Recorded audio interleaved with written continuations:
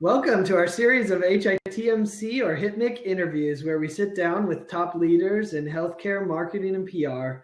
I'm John Lynn, the founder of HITMC.com and the Healthcare IT Marketing and PR Conference, a one-of-a-kind event focused on the challenges of healthcare IT marketing and PR, happening April 6th to 8th in Atlanta. If you want to join us live, this is a little preview, right? Because Marcy's been such a big part of the HITMC community. So before we begin and I introduce Marcy officially, I want to remind those watching live that we'll talk for about 40 minutes, and then we'll open it up for questions from the audience. In fact, you can join in after that time. I see a number of people here watching live, so hopefully a number of you will hop on and not be shy. We call it the interview after party. So if you want to be part of the after party, we welcome it. As we go along, if you haven't used Blab before, if you click on someone's face, you can give them props and say, yeah, I like that person, or maybe you like what they're saying. That's a good way to show that. Also on the left, there's a button to tweet or post to Facebook where you can share it. So if you can do that, we appreciate that much.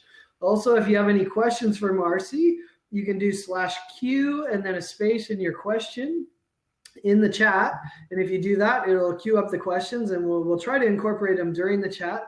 If we don't have time, we'll do it after, during the after party. Anyways, I'm excited to have my good friend, my PR professional, former TV reporter, Marcy Fleisher, and she's founder of Team Fleisher Communications, here with me today. Welcome, Marcy. Thank you, John. I'm happy to be here with you. So Marcy, why don't you tell us a little bit about yourself and maybe start with your experience as a TV reporter, since that's kind of how we frame the discussion today. I like to think that my first life was about TV reporting. I remember back in middle school and high school, I was the kid who came home after school, and instead of watching soap operas or cartoons, I was looking for the news. I was a news junkie. That's really why I was interested in journalism. It wasn't about being on TV. It was about being interested in the news. And after I graduated from the University of Michigan, which you say quietly because I live in Columbus, Ohio now, I looked for my first on-air TV job, and I was fortunate to find a reporting position in Elmira, New York. And our audience probably knows about market size. That's a very small market. I think it's maybe 283 or something like that. But that was my first on-air job at an ABC affiliate in Elmira, New York. The call letters, by the way, were WENY. We were Weenie TV. And our studio, it's true, I don't make this stuff up. Our studio was in a like social media heaven, right? Back then we didn't have social media. I'm that old. But the studio was in a garage, and you could hear the traffic whizzing by. And when it rained, the garage was made of metal, so it was noisy because the rain would be pounding on the roof, and you ran the prompter with your foot. So it was a really small place. So it's kind of like the production we have today. Yeah, similar. But I learned lessons in that market that I've taken with me throughout my career. But I went from Weenie TV in Elmira to Binghamton, which is slightly bigger. And I worked for an NBC affiliate there. And then I got pretty fortunate and landed a job at WTNH in New Haven, Connecticut. So that was New Haven, Hartford. From there, Columbus, Ohio, and stayed in TV journalism for too many years to count, and left the business after I started a family because, as you know, most reporters never know where they're going to be at the end of the day. I could be live at a fire. I could be at a homicide scene, and I wasn't getting to see my kids. And I stayed home for a couple of years, and I was a stay-at-home mom. And to be honest, I was miserable. And that's when a friend said to me, "You're miserable because you're not working outside of your home. Certainly working in the home is harder." She said to me, "You're miserable because you're not getting out." And knowing that I wanted to go back to TV, but that the hours were so unrealistic for someone who wanted to see their children on a regular basis. Someone suggested PR. I knew nothing about the business, but took a leap of faith. And that was about 9 years ago. So that's the snapshot of the story, and made the transition slowly but surely. Wow, it's amazing the sacrifices a mother makes, right? So how was that transition to PR? Did you decide to just go all in yourself? Did you go work at an agency? How did you approach the transition? Because that had to be quite different. The individual that recommended PR was my hairstylist at the time. And I said I was thinking of going back to work and I wasn't sure what I could do since I'd been a reporter my whole life and didn't know if that was a good fit anymore. And he said, why don't you do PR? And I said, I know nothing about it. He said, well, I think you get people on TV. And since you were on TV for so many years, you probably know how to do that. And I thought about it and I realized I did know how to get people on TV because I understood what a story was. And I understood what reporters needed to tell a story. And I said I would try it with him. And as that story goes, it was only a matter of weeks before he was on the morning news in Columbus, Ohio, doing makeovers. And I realized very quickly, if I understood what reporters needed to tell their story, I could tell other people's stories for a living. So it's not really that different to reporting. I suppose the difference is, one, I have to put my story in an influencer's hands. That's hard when I used to be the one to write and report the story. There's kind of a leap of faith and you hold your breath waiting for that report, but I've learned to live with that. And I suppose the other big change is having editorial content taken away from me, so to speak, that I can't spin every story the way I would like. But because I know how reporters think, I was one for so long, I think we get along really well. And 99% of the time it works out. So at first, you kind of already knew those people, right? I mean, they were your friends. They were your former colleagues, I assume. So did that create an odd relationship between you two? And they kind of like, oh, I'm doing it as a favor for Marcy? Or was it, I'm giving you what you need? I mean, you're so friendly that I'm sure there was an interesting balance of everything, right? Absolutely. The relationship is critical. So certainly the reporters I knew would pick up my phone call because they were my friend. But I also recognized pretty quickly that they have a job to do. And for lack of a better way to do it, I couldn't pitch them junk. Although actually we use something else in our office when we talk about it. But I had to pitch them credible stories with the elements they needed. Otherwise, they weren't, even if they were my good friends, they weren't going to do my stories. Yeah. So, I mean, you were talking about, your relationship with your reporter friends, but you had to pitch a great story, and it seems like that's the key, I think, with any relationship with a reporter. You have an opportunity to provide them something that's crap and just annoys them. And they say, this doesn't help me. This just actually hinders my work, right? But if you provide them something great, then you actually are making their job easier because they have to file a story, right? I mean, when you were a reporter, you were looking for interesting stories too. And some days you probably hit the bottom of the barrel, I assume. Is that fair to say? Absolutely. I tell everybody in my office that you want to be a reporter's best friend. And the way to be a reporter's best friend is to make their job easier. You make it easier by bringing them a story that their audience will be interested in, preferably a story that they'll be interested in as well. If they're, interested in the subject matter, they're going to tell a better story. And then you make sure that all of the elements are in place. So, for example, with healthcare IT reporters, we don't pitch a story unless we have someone using the technology or the solution or the application that we're pitching. I understand that the reporter wants to tell the story based on its impact.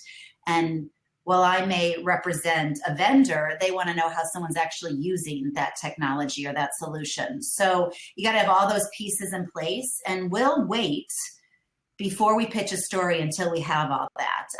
We go so far as setting up stories for local reporters. We go to the story to make sure everything goes smoothly and everything, is done. We follow up. How can we help you now? And what happens after that is when you become that reporter's best friend, because you give them what you're looking for, they start to call you when they need a story. And then, you've really kind of arrived. it's not uncommon every couple days for reporters to call us now and say, I'm doing a story on A, B, or C. Can you help me find a thought leader, an expert, a victim, a solution, and using our people to tell those stories. And then, you got it right. That's really interesting. I mean, you brought up so many points. One, you said make their job easy, which, I always love to say that. I mean, I guess I'm kind of a reporter, a faux reporter, blogger, but, like I love when people make my job easy, right? But, I would, I think the golden nugget beyond that, right, is if you make them look good, right? Like, because if they're a reporter reporting an awesome story, then they look good, right? So, it's almost that next step, like make their job easy, but also make them look really good. I think that's the next stage of it, right? In TV, we started every morning with an editorial meeting, and all the reporters and all the producers and all the executives sat around a big table and then around the table, and you had to give 2 to 3 story ideas every single day. In a mid-sized market, that gets challenging, and you're on the spot. So if you could feed a reporter a story that will be of interest to their news director and their producers, absolutely, you've made them look good. And they make me look good because the client is happy. So working together, that's part of the piece of the puzzle is helping them look good. And they could take all the credit for it. I have no problem with that. But yeah, we feed reporters stories on a regular basis. We're about to enter February, which is sweeps month for TV stations. And we're on the phone regularly with producers in multiple markets talking about potential sweeps stories. And, that's the golden ticket. If you come to your editorial meeting, you've got some great special reports, and we've given you that special report and helped you put together, then we're both happy. Nice. So it's interesting. Like, let's say some people watching want to get some access to the local reporter. I mean, you kind of described the process once you have them, right? But not all of them are like you, where they have their number, they have their cell phone, and they know they're going to pick up because they're your friend. What's the best way to get access to a local reporter? I'm sure you've reached out to other markets where you didn't have friends. What's the process there? I mean, is it just pure grit, or what's been your approach?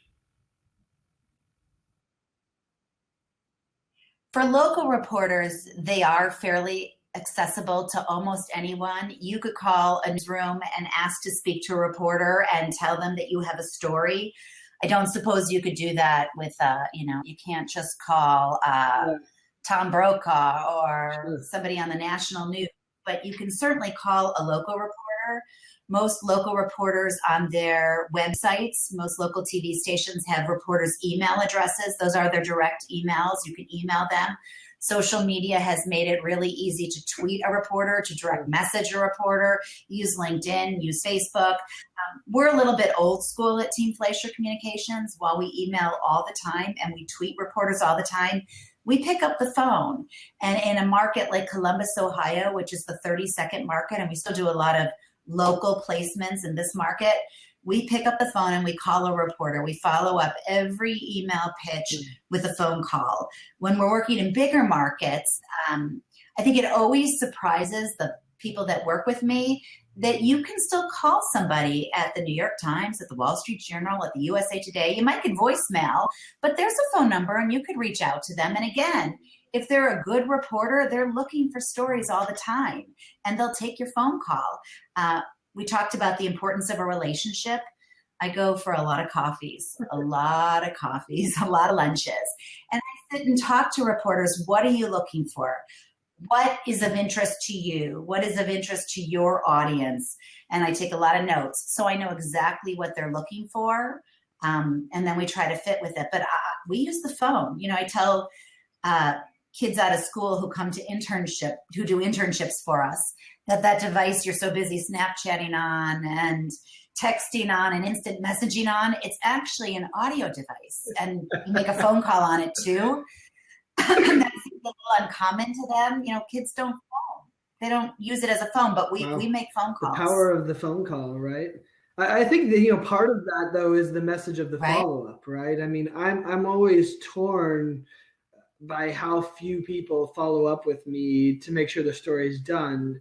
Because the reality is, like especially if I've been to an event and I've, talked to, at HIMSS, I'll talk to 50, 60 people, easy, right? I mean, formal interview people, not just, it's hundreds if you count the networking events and whatnot. But, like, and every one of them could have a story. I mean, when I'm writing, my secret is that when I'm writing, if I write something down, that could be a story in my head. Otherwise, I wouldn't have written it down, right? Like, it was writing it down enough. I know some other reporters are different and they write every single idea.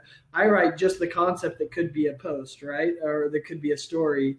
And so, but it's amazing how few follow up. But the ones that do, I dig into my notes. I say, oh yeah, I have 3 stories here. Let me write one, right? So it gives me that impetus to say, oh, okay, let me finish what I started with them, which, I probably should do a better job of. That's a different story. But it's just, I mean, so few people follow up, and it's crazy. The follow-up is critical, but I do think healthcare reporters and influencers are a different kind of bunch. They're tougher. What's different about healthcare reporting versus, the general reporters in TV and whatnot? Well, I don't want to knock other reporters. However, I do believe healthcare reporters are smart, really smart. So we, pitch for a national chain of hair salons. And I'm not minimizing the work they do, but it's a lot easier about trends and spring than it is on ECQM standards. I mean, it's just a deeper dive, and healthcare reporters understand the technology for the most part. So you've got to really have a credible, valid story that's going to interest them. And with HIMSS in particular, and you read all the blog posts about this, you hear influencers saying, I received 100 emails today. Well, that is fairly daunting to think I'm competing with 100 emails. How will mine stand out? Mm-hmm. So it's a harder placement to secure. There's no doubt about it. And at HIMSS, where everybody is bombarding the same reporters, and we all get the same HIMSS list every Friday. I think it's up to, 47 reporters. We're all targeting the same 47 reporters. We've started talking to our healthcare IT clients about not putting so much focus on just HIMSS and pitching 3 months after HIMSS, where it's kind of died down a little bit. And we may have somebody's attention a lot more than we do over that 8-week period that everyone's so hyper-focused on HIMSS. Even with announcements in HIMSS, unless you're acquiring some bazillion-dollar company, it's not the place to do it. It's just not. That's my opinion. Well, and you can put the stake in the ground, right? So that they in their heads brand, Encore is doing big data stuff or whatever, that's it's there. I shouldn't admit this publicly, right? Because, I'm an open book, but, I get all these pitches and I go through everyone and I reply to everyone because I think that's the respectful thing to do. Now, if they pitch me again, the same pitch that I already replied to, then they're blacklisted, but that's a different blacklisted. It's like, hey, if I took the time to respond to you, you should at least acknowledge that I was, because a lot of reporters don't, right? But anyway, so I reply to each of them, and most of the time I say, hey, I'm too busy at HIMSS, and I'm not able to do this. And I often say, whether it's interesting or not, I'm always shocked that the people don't say, and actually I think it's the wrong thing to do to schedule me a month after because I'm so burnt out.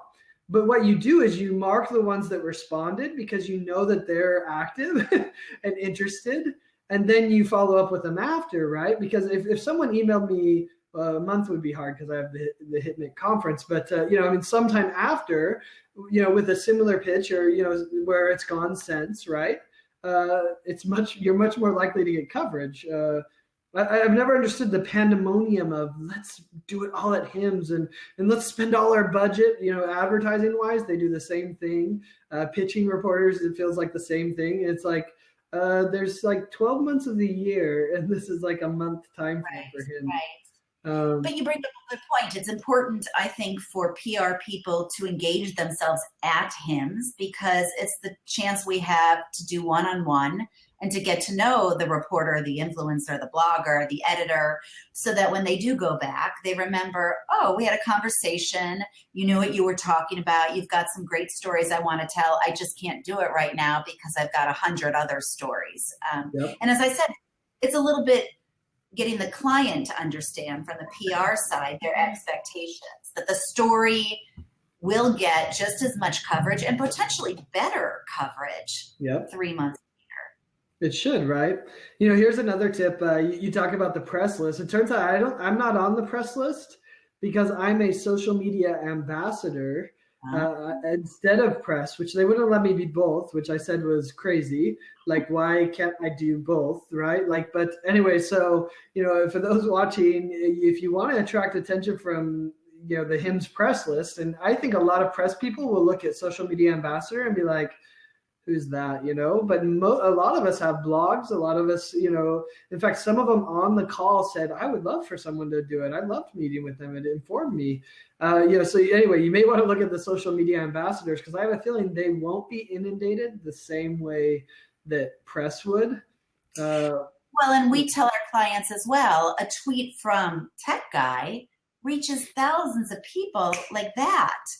That's every bit as impactful potentially as opposed somewhere where perhaps, doesn't have a lot of circulation or a lot of eyes on it. So I think you're absolutely right. I'm going to make a note. Have I looked at the social media ambassador list? And I need to reach out to all of them because I think you have a good point. I also wonder if because the reporters who go to HIMSS are so inundated, if they're starting to sign up later, so folks like me don't start bugging them in November. Now, maybe not, but I'm just wondering if that's what's going on because people I know that attend HIMSS every year aren't on the list yet. And maybe they're not on the list because they don't want to be bugged yet. I could be wrong. Maybe they haven't gotten their plans together, but it might be. I think it's a half mix of too lazy to sign up because HIMSS is going to get you in. And like, oh wait, I forgot. I need to do that. Like, you know what I mean? Like as press, you kind of know that they're going to let you in, especially if you've been a bunch of years and all that, right? And so you don't sign up, not because you're trying to avoid something, but you just haven't processed like, oh yeah, I need to do that. I forgot, and HIMSS, at least so far hasn't reached out and proactively said, hey, you haven't signed up, sign up. I have Right. yet to do that, which is probably a good suggestion for them to do it. But interestingly, so they asked me, said, what's been the difference between being press versus social media ambassador? And I said, well, so far the social media ambassadors have been proclaimed like crazy. So I've increased my follower count enormously because of that. And I haven't gotten any pitches or nearly any. I mean, I've gotten a few, but I think there were ones that knew me from past relationships, kind of what you're saying, like they knew that I'm going to be there. So I don't know. It's just an interesting insight, I think, there. But I think, going back to your point, I think you're right. Like, you can't write about healthcare IT if you don't have some knowledge of it, right? Like, you have to have some basic knowledge. Otherwise, the target audience that you want, which is hospital CIOs, right? Doctors, practice managers, people like that. If I didn't know what I was talking about, they wouldn't read me. Right. Well, and here's an example of that. Our agency represents clients in all different industries, not just health IT. When we write a pitch for, say, the chain of hair salons, we don't share that pitch with the client. For one reason, it's proprietary. And if we share the pitch, they don't really need us. They could take the pitch and do it themselves. And also because sometimes it's difficult for the client to understand. We've just boiled their story down to one paragraph. They don't love the way that feels. You and I understand that that's all a reporter has time to read. But what about this? What about that? What about this? What about that? Trust me, this paragraph sums it up. A health IT reporter, we share the pitch with our client because I want to make sure I've got it right. I'm not a CIO. I'm not a doctor. I'm not an IT consultant. I know enough to make me dangerous and to represent the client, but I want to make sure I've got it all correct. So when we pitch for our HIT clients, we ask them to read the pitch to make sure we have everything correct, because as you pointed out, HIT reporters are smart. And it's not really fair to say they're smarter than other reporters, but more just informed. Right. And their audience, listen, CIOs are smart men and women. I mean, you have a lot of knowledge to be a CIO at a health system. So their audience demands that the people reporting on the industry get it as well. And as I said, it makes it's a tougher client for us to have. Not everybody in the office pitches HIT work here because they got to understand it. You know, your eyes sometimes glaze over when you're talking EHR and EDW and CQM. I mean, not everybody in my office honestly knows what I'm talking about. Huh? Yeah, I mean, all the buzzwords. But I think maybe that's the difference. You know, it's interesting you say smarter. I'd like to accept that, even though I'm not comfortable with it. But I think it's more that, when you're so focused on healthcare IT, you become very, very informed about that subject. Whereas when you're a TV reporter or a newspaper reporter, one day you're covering the fire, the next day you're covering the salon products, the next day you're covering the conference in town. So you don't have the opportunity to go as in depth. So we'll stroke general assignment reporters. They got to be a jack of all trades. They've got to be really versatile, because one day you could be covering crime, one day you could be covering the courthouse, one day you're covering politics. So that's their strength, is their versatility. I was very versatile when I was a reporter.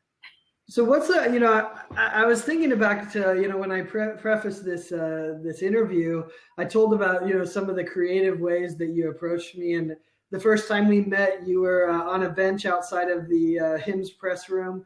And I think you'd last minute showed up to the event. So that's why you didn't have an opportunity to pitch anyone, as I understand it, and you were there, and I walked out and you stopped me, affronted me like you might, a reporter might. And we engaged and had a discussion. I don't even know if I wrote a story out of that one, but I thought it was a real creative way, and I've wondered why more people don't do more creative things. I think the second time you came up to me, I think it was when I was on a Meet the Bloggers panel or something like that, and you realized we didn't have a meeting or anything like that, and you came up and you remember you gave me a bracelet. Do you remember this? It was like a USB. I remember. It was a flash drive. Yeah, exactly. You're like, here's the press kit, and you put it on me, almost like you were knighting me with the. I guess the company's sold now, but I guess so. You did well. Anyway, what other creative things have you done? To get attention from reporters?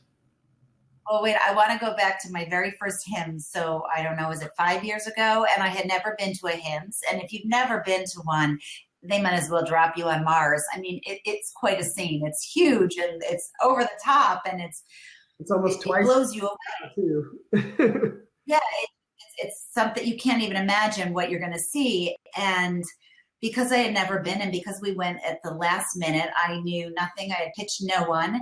And the first thing I figured out was what color ribbon reporters wore, so I could identify the reporters from the, thousands of other people. And then I got smart and realized that the reporters seek sanctuary in the media room. So I hung out, right, for the food. Food and internet. So that's why we got it. The food and what? No, I think it's just the food. Food, internet, and power. Okay. So I was hanging out. Now, you were great. I will tell you, one influencer tweeted something very mean about me, that HIMSS, about how I was like hounding reporters in the media room. I never forgave him. He will go without name. I rarely pitch him now. I never forgot that. But that was kind of our strategy, because I didn't even know who was who. Now, a couple years, I think it was maybe 2 years later, and that's probably when people were bringing media kits on flash drives. We don't even do that anymore. But we came up with this idea to make them the bracelets and to take a picture of every influencer wearing it. So we kept a running kind of tally of on Facebook and tweeted it and different social media. Now I guess we would use Instagram, showing people wearing the bracelet. And they went home with it. So it was a good person to follow up with. maybe it was another year, we did an event at night. And this was a company that their solution is an enterprise data warehouse. And we wanted something kind of edgy on the t-shirts. We were giving out t-shirts. Right. And I came up with the slogan, "We dig deeper." And everyone kind of snickered, and we did one of these, and this isn't so original, but it got a lot of attention. If you wore the t-shirt the next day on the conference floor, you got a Starbucks card or something like that, but it encouraged people to wear our t-shirt. Certainly "We dig deeper" was a talk about kind of phrase. I remember some folks in a very well-known EHR company that's based in Wisconsin wore the t-shirts the next day, and they let us take pictures of them in it, and everyone was like, "Oh my God, you got the epic people to wear that t-shirt." So that was a fun one. Yeah. Oh, you're yeah, I remember those t-shirts. I think I had to say no thank you, but you would be surprised. You'd be surprised at who said no thank you and who thought they were hysterical. Well, I imagine half of them said, "I can't wear this here, but I'll wear it at home." Well, I still have mine. That's great. No, I mean, it's such a challenge to stand out, right? And like you said, it's really about building the relationship. I mean, I've argued that HIMSS is the opportunity to create a bunch of relationships with people. It's not necessarily the place to find a bunch of stories, right? I want to know who's there and build for the future. So I think that's powerful. Well, and I have another, you want to hear another good story at HIMSS? And I will drop a name, Anthony Guerra, who we both know and adore. I think it was my first HIMSS, was one of the people that I, kind of body blocked and stopped him from leaving the newsroom and the press room. And he said, "I'll tell you what, I'll give you 5 minutes if you'll watch my bag, because I got to go clear across the conference floor to meet somebody, and I don't want to bring this bag with me. You hold on to it. I'll be coming back because you have my bag, and we'll meet up." So I watched his bag for him, and I went and bought him a blueberry muffin. So when he came back, because it was morning and he hadn't done anything, I was getting coffee anyways. And now Anthony and I, when we go to sit down, I always have either a muffin or a cupcake for him. And it's kind of our thing. And, he didn't cover my stories because I gave him a muffin, but he remembered that was the woman with the muffin. And, it was the beginning of a really nice relationship, and he respects what I do, and I respect the coverage he gives my clients. And it always starts with a blueberry muffin. Interesting. Yeah, I always say, don't pitch me coffee and drinks, because I don't do either. But if you pitch me pizza or ice cream, I mean, I can tell you, Dion took me to ice cream, Amanda Woodhead, she's now at ONC, and I'll never forget that, right? Like, it speaks, you have to speak to someone's heart. That's interesting, Anthony. I think you could always reach a reporter through their stomach, always. That's true, especially if they're hungry. Sarah Benidon, she said she'll take my coffee, so that's great. I'll send all my coffee pitches to her. So that's great. Well, I want to hit one conversation real quick before we wrap up, and if some other people want to join on, I see Ryan joined us, and Cheryl joined us, and Liz and Sarah, there's Sharisa, everyone's here, right, John? We'll have you guys hop on in a minute if you'd like. But I want to talk about something that I know is near and dear to your heart, and we take different approaches to the concept, kind of the division between church and state, if we will, right? Journalist and advertiser, and how this evolution has happened where the lines between the two have really become blurred. We see reporters becoming essentially content writers for the advertisers. Whole divisions of Forbes are dedicated to that. What's your thoughts on it? I know you come from more of I was going to say old school, should we say vintage background as far as the division between the two. What's your take, and how has that evolved over the past couple of years? Have you had a change of heart, or where are you at today? Well, I like to think of myself as a purist rather than vintage, and editorial and sales are separate to me. And I'm sure it's because my roots are in journalism. So the mere possibility that somebody was paid for some sort of coverage always kind of makes me feel like that's not the way it's done. So I've always seen a very strong division, but you're absolutely right. The climate has changed, and not just in health IT, but everywhere. And the lines have blurred. I think part of the reason the lines have blurred is they're just not what they used to be in a newsroom. So if the sales department and the editorial department have kind of intertwined a little bit, I think that's part of the reason why. I will tell you, though, when we pitch and somebody says, oh, well, we'll consider your story, will you consider an ad campaign? We send it off to somebody else who handles that. With that said, what is different, I think, in health IT, or what we've experienced more, is, as you said, content that perhaps is paid that runs alongside earned media coverage. So white papers, bylined content, blog posts. It is what it is, and it's here to stay. It's not going to change. So have I evolved? Yes, I've evolved a little bit, as anybody should. To say that I've embraced the idea would be an overstatement, but I accept that it's part of the equation when you're dealing with this industry. And there's a time and a place for paid content. I understand that most outlets don't want to run my client's 8-page white paper. They can't give me 8 pages because it's interesting. I've got to buy that placement. And I do understand that, and I've learned to live with it. How's that? That's interesting. Yeah, and I've certainly evolved. Right? Because it is a challenge. Right? To maintain the quality of what you provide, but you also have to run a business, right? I mean, you have to feed the family. So, it's an interesting challenge. My thinking's evolved to approach of, you pay for placement and priority. You don't pay for the actual content that's being provided. And so, to me, that's, I think, the key differentiator when I think about sponsored content. But I think it's also a little different when, and most of the sponsored content people that I work with are companies that the best way to sell themselves is to show they know what they're talking about, right? Like, it's not, buy this thing. It's, let me show you that I am super knowledgeable in this area. And that ends up making for great content. In fact, almost better than I could create myself, depending on the person, right? But well, and as you said, when it comes to thought leadership, that may be the best strategy to showcase that. And as an agency, we create a lot of that content as well. And it's an interesting spin when you say you can pay for the placement in terms of priority. And maybe that's something I should think about a little further in terms of embracing this idea, because if you're going to write good, quality, thoughtful content, if nobody sees it, there's no point in it. So that's the vehicle you have to use to get it out there.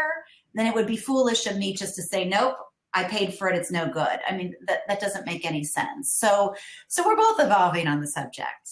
Yeah. No, absolutely. I mean, I've learned through some mistaken errors that, that it can be a win-win. In fact, it can be an extraordinary thing, because when they provide my blog's quality content, right, that is unique and it's interesting, then they're not only, even if it's sponsored content, they're not actually decreasing my influence, they're increasing it, because I gave something to my readers that was so valuable. It doesn't matter if it was paid or not. If it was valuable to the reader at the end of the day and it helped them do their job better, then they increase my influence because that person wants to see it. Ryan Lucas, he had an interesting comment. He says, hasn't it always been that way though? You scratch my back. It's just more transparent, right? I think that's, you probably argue there's been situations where definitely there was no scratching of backs, but yeah, I mean, I think in some ways there's always been a relationship between PR people pitching the story and getting it because of that relationship and because of that muffin or whatever, right? As a reporter, we heard all the time that you weren't objective, that you showed a bias, that you don't really feel this way. We were reporting news every single day. Every day at 11, I had to file a story. I didn't have time to think about, oh, how do I feel? Where's my bias here? Let me show what side I'm slanted on. I worked for the CBS affiliate in Columbus, Ohio. At the time, they owned the paper as well. And there was this perception that they dictated, the family that owned the paper and the TV station dictated what our lead story was every night. In the 10 plus years I was a reporter in this market, I never felt that, not once. That doesn't mean it didn't occur at times. I just know I didn't ever feel it. And no one ever told me how to write a story or where to run a story or how to influence our viewers. There wasn't time for that. We were constantly working and meeting deadlines. So I didn't feel that. Your point about the PR person, the relationship is key. I like to believe the relationship is built on the muffin and on the fact that I provide the reporter or the influencer, the journalist, with what they're looking for. And no matter how good my muffin is, if I give you a story that isn't credible or isn't interesting, you won't do it. But Ryan is right. I mean, my email to some extent, I'm sure, gets opened in part because we're friends, but also because I'm delivering something that potentially you'll be interested in because I've got a track record with you. Yeah, I mean, it's always a balance, right? And at the end of the day, if you send a bunch of stories that are bad and that reporter accepts a bunch of stories that are bad and poorly done, then that ruins their credibility and they'll lose their audience. I mean, it's the same for me. If I accept a bunch of sponsored blog posts that are more sales pieces than they are quality information that provide value to my readers, then I'm going to lose those readers. So I think long range, it works itself out. We have clients where we meet with, once a week, once every 2 weeks, and we'll go through potential stories and they'll tell us what's going on. And I could sit in one of those meetings and say, no, no, no, no, yes, no, yes. And they don't want to hear all the time that that's not a story. But I explain to them, if I pitch something that's not a story, I lose my credibility with that reporter. Then when you do have a great story, they may not open the email or answer my phone call again. So as a policy within Team Fleisher Communications, we don't pitch junk. Which is probably why we get a lot of placements, because we pick and choose the right ones. I mean, that's why you're hiring me, is to tell you my news judgment. It reminds me of the PR people I've talked to, and they say, I tell them, I said, basically you've sent me that they're participating in conferences, they've hired some new people, and they've gotten a few customers. I'm like, okay, that's good, and I like the data points, and that says you're somewhat successful and whatnot, but where's the story? I can't write a story off of that. Those are data points for me. Thank you, but and these PR people complain. They're like, yeah, well, this is what all they're giving me. And this is probably a topic for another discussion, especially since we're up against the clock. So I think we better wrap up the formal interview, and we'll take some questions from the audience. I want to thank Marcy Fleisher from Team Fleisher Communication, a great member of the HITMC community. She's going to be at the conference as well, so I hope everyone that's watching this on the replay or watching live will join us in Atlanta, April 6th to 8th. In Atlanta, we'll be doing the Healthcare IT Marketing and PR Conference. You can find more at hitmc.com and healthitmarketingconference.com. Thank you so much, Marcy, for joining us.